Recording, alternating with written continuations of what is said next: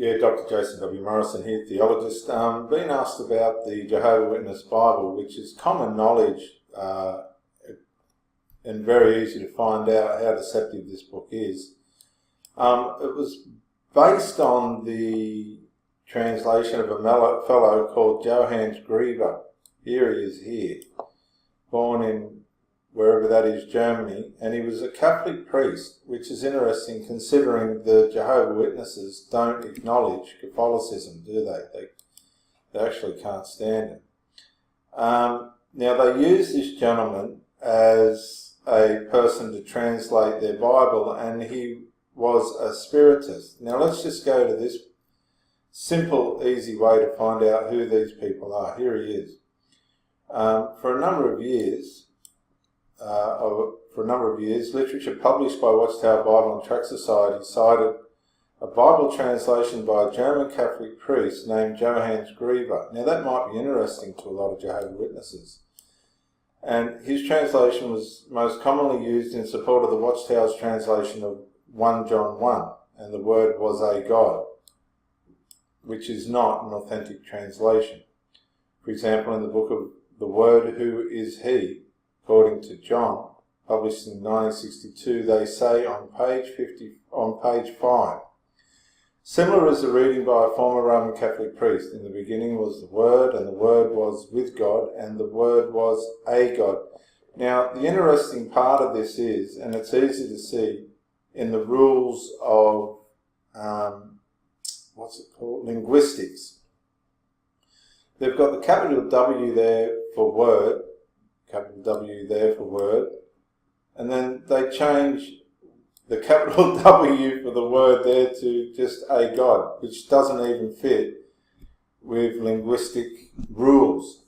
The Watchtower's first major reference work, Aid to Bible Understanding, published in 1971, again uses Grieber's translation to support the New World Translation on this particular passage. Immediately, the scholastic integrity of the man was in question, and the Watchtower ignored this and went on with their translation, which is they today call the Silver Sword.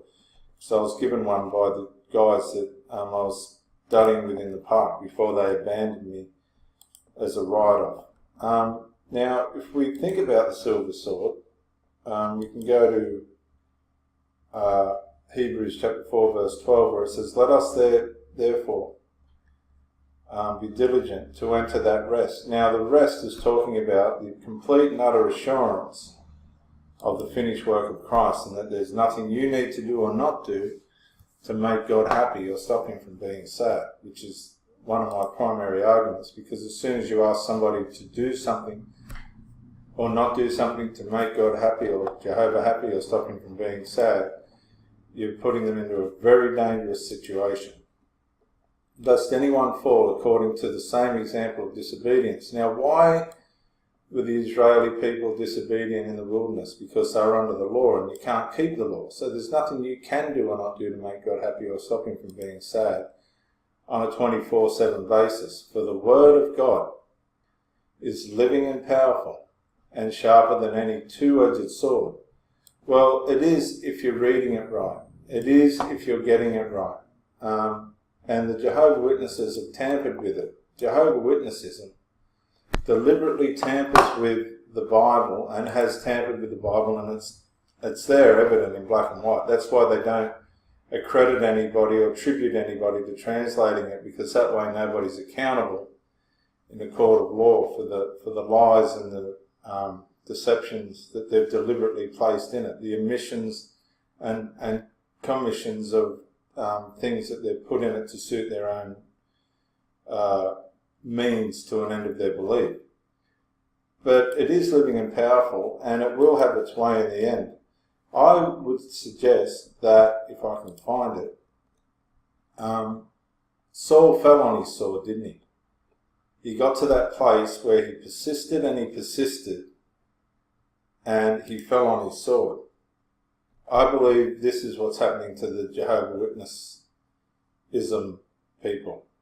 They're coming to that place where they're finding out now, very simply and very easily, that the Jehovah Witness-ism beliefs are deliberately structured to suit their deceptive doctrines and policies. And the conscience of these people is causing them to fall on their sword. In other words, the Jehovah's Witness beliefs are crushing down around them, and they're taking their Jehovah's Witness-ism and they're just falling on their sword and saying, I don't want to do that anymore. And as a matter of fact, because you've deliberately lied to me, I'm going to let other people know. So the Jehovah's Witness Bible, as far as I'm concerned, for all the information and scholastic work, integral information and scholastic work that is out there today, is just a farce, and it can't be recommended or encouraged to be read, because if you're one of these people that are recommending and believing that that Bible is accurate and that it's integral and usable for correct biblical understanding, then you're equally as guilty as the Jehovah's Witnesses and Watchtower Society for telling lies and corrupting what the actual Bible, even though it's difficult to get it right down to the bottom of its meaning, actually means. So, this is Dr. Jason W. Morrison, theologist. Bye for now.